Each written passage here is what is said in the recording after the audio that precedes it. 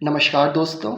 जैसा कि रेलवे का नोटिफिकेशन आ चुका है, रेलवे आरआरबी की वैकेंसीज़ आ चुकी हैं।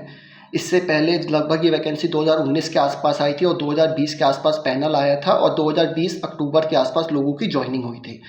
तो लगभग इस पूरी प्रोसेस में 1 साल लग गया था। अब जाके ये 2024 में वैकेंसीज़ आई हैं। वैकेंसीज़ अच्छी खासी हैं, मतलब आप बोल सकते हैं बढ़िया वैकेंसीज़ आई हैं। लेकिन इन वैकेंसीज़ के साथ साथ एक सबसे बड़ी जो चीज़ आती है कि ये पता होना कि हमें रेलवे के फॉर्म भरते समय ऐसी कौन सी गलती नहीं करनी है, क्योंकि आप रेलवे को अपना पूरा 1 साल डेडिकेट करने वाले हो, ये मान के चलो। अगर आप आरआरबी का फॉर्म भर रहे हो तो आप ये मान के चलिए you dedicate your complete 1 year. कैसे? फॉर्म भरने से लेके, प्रीलिम्स एग्ज़ाम देने से लेके, आपके मेडिकल होने से लेके, आपके पैनल आने से लेके, आपके डॉक्यूमेंट वेरिफिकेशन से लेके, आपका फाइनल जो आपका जॉइनिंग लेटर आने तक की प्रोसेस में 1 साल 1.5 साल आराम से लग जाता है। तो मतलब बंदा अपनी लाइफ का 1 साल दे रहा है, डेडिकेट कर रहा है रेलवे के लिए। तो ऐसी कौन सी गलतियां जो ना करे जिसकी वजह से उसे आगे रेलवे छोड़नी पड़े। रेलवे बहुत बेहतरीन डिपार्टमेंट है, सेंट्रल गवर्नमेंट सर्विसेज का सबसे क्रीम डिपार्टमेंट कहा जाता है रेलवे, ये आप मान के चलिए। रेलवे ऐसा क्यों कहा जाता है? सबसे पहले तो मैं रेलवे की आपको खूबियाँ बता दूँ जिससे आपको मोटिवेशन मिले। उसके बाद बताऊँगा कि मैंने रेलवे आखिरकार क्यों छोड़ा, क्या रीज़न था इतना बेहतरीन डिपार्टमेंट छोड़ने के पीछे। तो देखिए, रेलवे की सबसे बेहतरीन चीज़ क्या है कि रेलवे में हनीमून पीरियड होता है 1 साल का। अब आप पूछेंगे हनीमून पीरियड क्या होता है? किसी भी गवर्नमेंट सर्विसेज को आप जब भी ज्वाइन करते हो तो उसमें जो 1 ईयर का पीरियड, चाहे आप स्टेट में हो चाहे सेंट्रल में हो, तो वो आपका जो इनिशियली 1 ईयर पीरियड होता है वो हम अपनी टर्म्स में बोलते हैं हनीमून पीरियड, क्योंकि उसमें आप दूसरे एग्जाम की प्रिपरेशन कर सकते हो, आपके ऊपर इतना वर्क प्रेशर नहीं रहता, आप आराम से दूसरे एग्जाम पे फोकस कर सकते हो और दूसरा एग्जाम निकाल सकते हो साथ ही साथ। तो इसलिए 1 ईयर रिलैक्सेशन पीरियड या हनीमून पीरियड कहा जाता है। तो रेलवे में क्या रहता है? रेलवे में फर्स्ट ईयर जो रहता है आपका, उसमें आपकी ट्रेनिंग होती है, 6 मंथ्स आपकी इंस्टीट्यूशनल ट्रेनिंग होती है और 6 मंथ्स आपकी फील्ड ट्रेनिंग होती है। तो उसमें आपको इनफ टाइम मिल जाता है कि आप दूसरे एग्जाम की प्रिपरेशन कर सकते हो, लेकिन वो फर्स्ट ईयर में ही ऐसा पॉसिबल होता है, क्योंकि जब आपकी रेलवे की इंस्टीट्यूशनल ट्रेनिंग चलेगी तो आपका कॉलेज, आपको डेज याद आ जाएंगे, कॉलेज जैसा ही रहता है।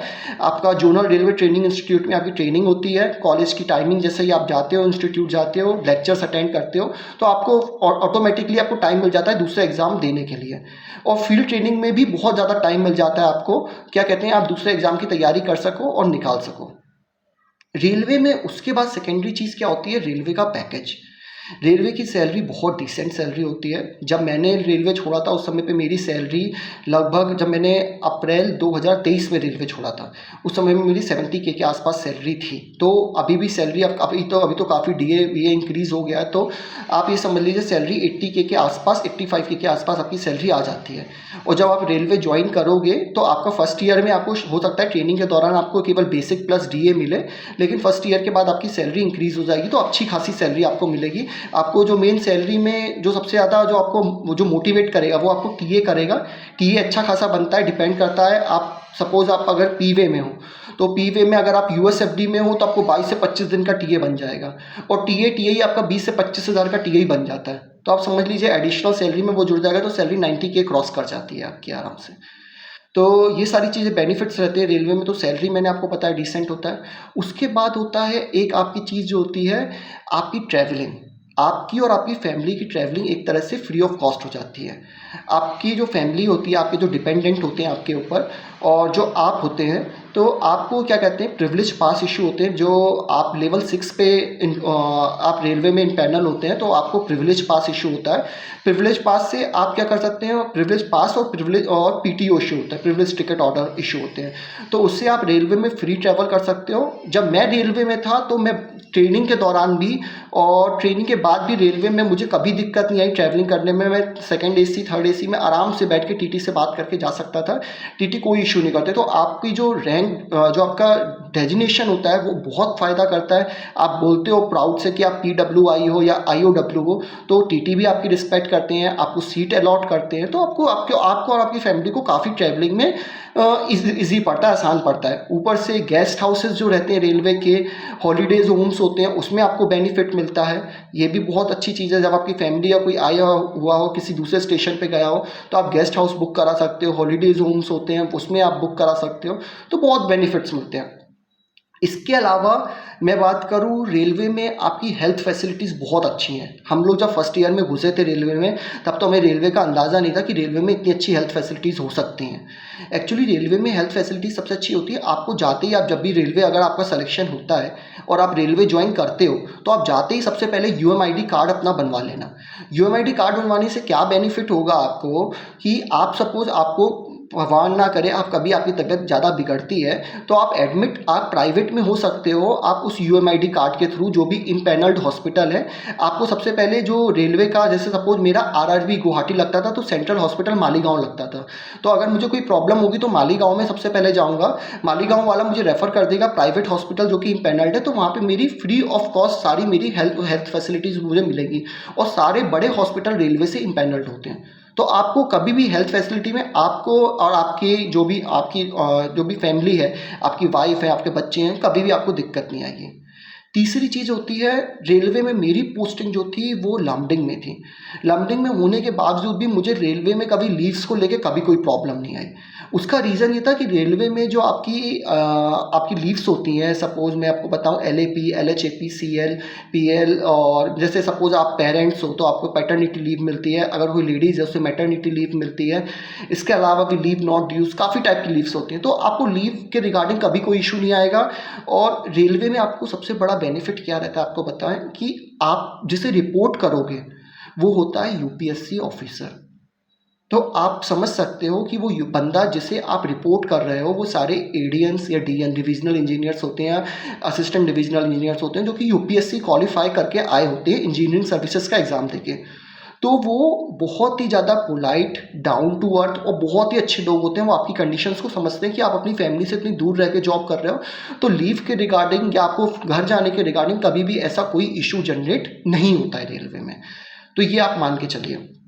इसके अलावा रेलवे में क्वार्टर मुझे बहुत बेहतरीन मिला था, टाइप 3 क्वार्टर मिला था, बिल्कुल न्यूली कंस्ट्रक्टेड था, बहुत अच्छा क्वार्टर मिला था। मतलब मैं आपको बात बोल के चलूँ कि रेलवे में आपको रहने के लिए तो कभी कोई प्रॉब्लम आने वाली नहीं है, बहुत ही कम चार्जेस में आपको बेहतरीन रहने की फैसिलिटीज़ मिल जाती है मेन सिटीज़ में। तो रेलवे में आपको इसका भी इशू नहीं आएगा। रेलवे की कैंटीन भी होती है, हम लोग उसे क्या कहते हैं, आरपीएफ की कैंटीन कहते थे। उससे आपको सामान काफ़ी सस्ते रेट में मिल जाता है, जैसे आर्मी कैंटीन होती है वैसे ही रेलवे की भी कैंटीन होती है। इसके अलावा रेलवे बीच बीच में ट्रिप्स कंडक्ट कराता रहता है रिक्रिएशनल एक्टिविटीज़ के लिए, आपके लिए ट्रिप्स कंडक्ट कराएगा, आपकी फैमिलीज़ के लिए ट्रिप कंडक्ट कराएगा कि आप जा सकते हो, बहुत ही कम रेट्स में आप चीज़ें ट्रैवल कर सकते हो, मतलब देख सकते हो, नई नई जगह जा सकते हो, तो वो रेलवे आपको फैसिलिटीज़ प्रोवाइड कराता है। इसके अलावा आपको रेलवेज़ में सबसे इम्पोर्टेंट चीज़ देखने को क्या मिलेगी, आपके ऊपर कोई भी पॉलिटिकल प्रेशर नहीं होगा। देखिए, स्टेट सर्विसेज में आपको आपको चाहे कितना भी रिलैक्सेशन मिल जाए, लेकिन पॉलिटिकल प्रेशर आपके ऊपर हमेशा बना रहता है। कभी प्रेस का प्रेशर रहता है, कभी पॉलिटिकल प्रेशर रहता है आपके ऊपर, कभी ना कभी आपके ऊपर, आपको मेंटल प्रेशर बहुत बना रहता है। रेलवे में आपको ये पॉलिटिकल प्रेशर देखने को मिलेगा। रेलवे वर्क लाइक अ पीएसयू, पब्लिक सेक्टर की तरह काम करता है रेलवे। तो आपको ऐसा वर्क प्रेशर नहीं मिलेगा, आपकी सारी चीज़ें बिल्कुल फिक्स रहती हैं। रेलवे में पर मंथ का शेड्यूल बना दिया जाता है।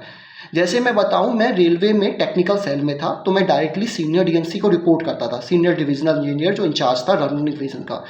तो मैं बेसिकली अपने डिवीज़न का ओएमएस को कंट्रोल करता था। ओएमएस का मैं बेसिकली ओएमएस को मैं देखता था सारी चीज़ें। ओएमएस कहलाता है ऑसिलेटरी मॉनिटरिंग सिस्टम। तो उसका पर मंथ का शेड्यूल तैयार होके आता था। उसकी सारी जो भी उसमें जो भी सारी चीज़ें होती हैं, ट्रैक को रिकॉर्ड करना, ट्रैक की क्या कहते हैं खामियां पता करना, ट्रैक में क्या क्या प्रॉब्लम है उसकी रिपोर्ट तैयार करना, उसके बाद पीसीडीओ, ये सारी चीज़ें प्रिपेयर करना, ये हम लोग के काम फिक्स थे, हमें पता था कैसे क्या करने हैं।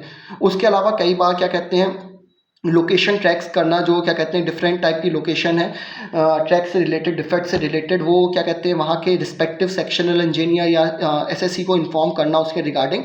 तो ये सारे काम आप रेलवे में करते हो, तो उसमें आपको ये सारे काम आप बेसिकली सीख जाते हो। और मतलब इस कामों में आपको कभी भी कोई इशू नहीं आएगा, इसमें किसी भी प्रकार का कोई पॉलिटिकल प्रेशर या किसी भी प्रकार का कोई आपको कोई ऊपर से प्रेशर नहीं आएगा। और सैलरी भी डिसेंट है, सारी चीज़ें बढ़िया हैं।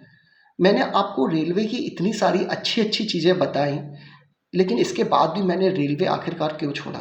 2 साल 6 महीने 11 दिन की सर्विस देने के बाद मैंने रेलवे छोड़ना पड़ा मुझे, क्योंकि मैंने एक मिस्टेक करी थी रेलवे का फॉर्म भरते समय। मुझे मैंने एक्चुअली जब मैं रेलवे का फॉर्म भर रहा था तो उस समय पे कई लोगों ने ये क्या कहते हैं वीडियोस डाले थे कि आरआरबी गुवाहाटी से भर दो, आरआरबी सिलीगुड़ी से भर दो, वहाँ पे कंपटीशन कम होता है, कट ऑफ कम जाता है, सेफ जोन है, सिलेक्शन हो जाएगा। ऐसे ही वीडियोस अभी फिर से निकलना शुरू हो गए। मैं आपको बता रहा हूँ, इन वीडियोस के चक्कर में मेरा इतना बुरा कटा था और मैं नहीं चाहता आप लोगों का कटे। मैं आपसे कह रहा हूँ, आप जिस जगह पे आपका परमानेंट एड्रेस है या जहाँ पे आपकी फैमिली अभी रहती है वहाँ का पता करिए, वहाँ का कौन सा रेलवे वहाँ पे लगता है। वहाँ पे वेस्ट सेंट्रल रेलवे लगता है, कौन सा, सबसे पहले तो पता करिए डिवीज़न कौन सा लगता है। डिवीज़न के बाद पता करिए कि आरआरबी का कौन सा बोर्ड वहाँ पे लगता है, और आरआरबी का बोर्ड पता करके पता करिए कि वेस्टर्न रेलवे लग रहा है, वेस्ट सेंट्रल रेलवे लग रहा है, नॉर्थ सेंट्रल रेलवे लग रहा है। तो सबसे पहले आरआरबी का बोर्ड कन्फर्म करिए और उसी आरआरबी से फॉर्म भरिए।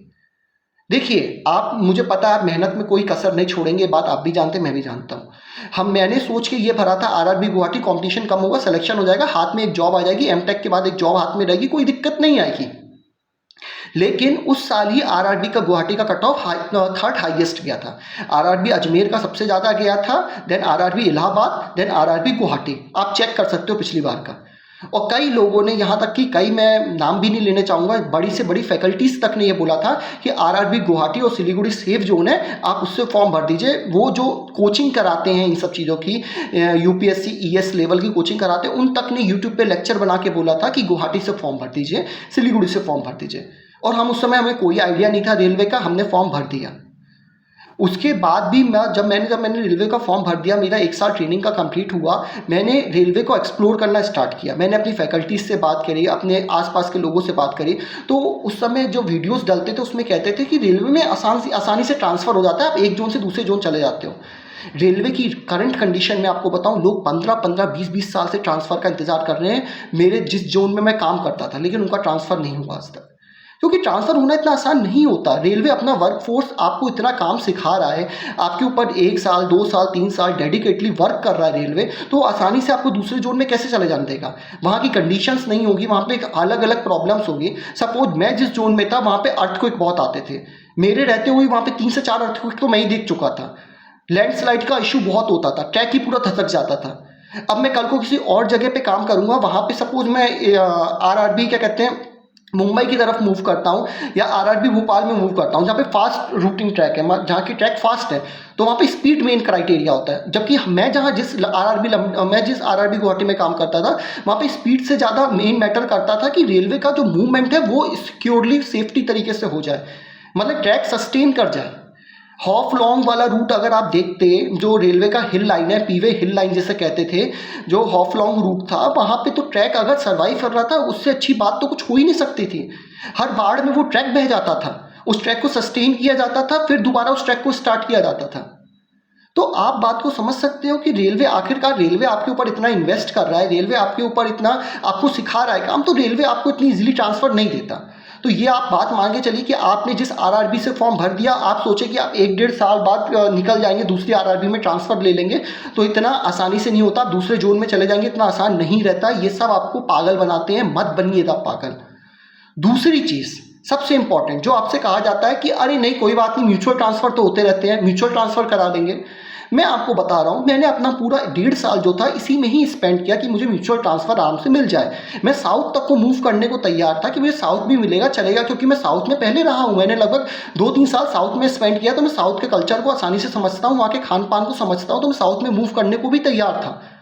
और एक्चुअली साउथ से वही लोग म्यूचुअल ट्रांसफ़र लेते हैं जो अधिकतर यूपी बिहार के बच्चे रहते हैं, जिनके लिए बिहार या यूपी पास पड़ता है आसाम से, तो वो साउथ से लेके म्यूचुअल ट्रांसफ़र लेके ऊपर आना पसंद करते हैं, गुवाहाटी आना पसंद करते हैं। लेकिन वो भी इतनी आसान प्रोसेस नहीं होती है दोस्तों। जो आप सोच रहे हो कि वो इतनी आसानी से म्यूचुअल ट्रांसफ़र हो जाए, उस प्रोसेस में भी टाइम लग जाता है। मेरा ओवरऑल इस वीडियो को बनाने का मकसद बस इतना सा था कि मुझे रेलवे इतनी बेहतरीन जॉब, रेलवे मैं आपसे बोलूँगा लोगों की ड्रीम जॉब होती है, सबसे प्यारी जॉब है रेलवे। रेलवे लोगों को केवल एक छोटी सी मिस्टेक के कारण, मैं रेलवे आरआरबी गुवाहाटी या अपने जोन लमडिंग जोन को मैं बिल्कुल भी वो नहीं कह दे रहा हूँ, जो Lumding zone is the west zone. वहाँ का स्टाफ काफ़ी टेक्निकल और काफ़ी अच्छा स्टाफ था, और काफ़ी हेल्पफुल स्टाफ है, बहुत ज़्यादा हेल्पफुल स्टाफ है। मैं ऐसा बिल्कुल नहीं बोल रहा कि वो स्टाफ बहुत अच्छा है, बहुत अच्छा स्टाफ है। बहुत हेल्पफुल लोग हैं, बहुत हेल्प करते हैं, सारे सपोर्टिंग लोग हैं। मैंने अधिकारी भी बताया, जितने ऑफिसर्स हैं सारे यूपीएससी लेवल के होते हैं, तो वो तो ऑटोमेटिकली बहुत अच्छे होते हैं, बहुत ही शार्प माइंडेड होते हैं, तो ऑटोमेटिकली वो सब सपोर्टिंग होते हैं, सारे के सारे लोग सपोर्टिंग होते हैं। मेन इशू आता है कि अगर आप घर के पास का आरआरबी भरोगे तो आपके लिए ही बेनिफिट होगा आगे जाके। यार अपना कटने से बचाओ, अपनी आरआरबी खुद सोच समझ के भरो, किसी के वीडियो में मत आओ, मेरे बहकावे में भी मत आओ। बस एक बार सोचना कि घर से इतना दूर रह लोगे और क्या सरवाइव कर जाओगे। और अगर इतना तुम्हारे लिए संभव है कि तुम क्या कहते हैं मतलब अच्छी से सिटी, सपोज इंदौर भोपाल में रह रहे हो, और उसके बाद तुम्हें किसी गांव में बसना पड़ जाए, किसी हिल एरिया में बसना पड़ जाए, जहाँ पे आपको खाने पीने का सामान लेने के लिए भी ट्रेन पकड़नी पड़े हो और एक एक घंटे बाद आपको राशन का, किराने का सामान लेके आप आ रहे हो, तो क्या आप ऐसी जगह सर्वाइव कर सकते हो? उसके लिए आप अपने 1 साल का एफर्ट दे सकते हो? तो आप डेफिनेटली भरो फॉर्म, आपको जहाँ से मन करे वहाँ से फॉर्म भरो। और अगर आप प्रॉपरली जॉब रेलवे की करना चाहते हैं लॉन्ग टर्म्स के लिए, आगे फ्यूचर के लिए, तो आप उसी आरआरबी को चुनिए जो आपके घर के पास हो, और वही आपके लिए बेस्ट है। 21 के साथ मैं ये वीडियो यहीं पे समाप्त करता हूँ। आप लोगों को बहुत बहुत ऑल द बेस्ट। अच्छी तरह से तैयारी करिए रेलवे की, बढ़िया तरह से एग्ज़ाम निकालिए। All the best guys.